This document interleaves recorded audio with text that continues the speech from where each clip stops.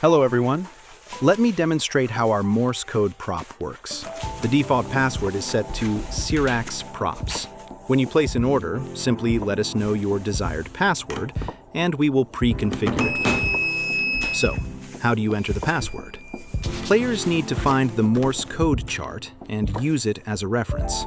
The first letter is C, which corresponds to dash, dot, dash, dot. Look, the screen now displays C. The second letter is I, dot, dot. The screen shows I. Next is R, dot, dash, dot. There, we have R. The next letter is R again. Let's try dot, dash, dot, dot. Oops, I added an extra dot, so it registered as L.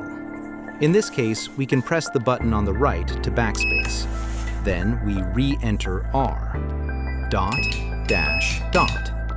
Next is A. Dot, dash. Finally, X. Dash, dot, dot, dash. Now for a space. We need to press the button on the left. Then, following the chart, we continue with P.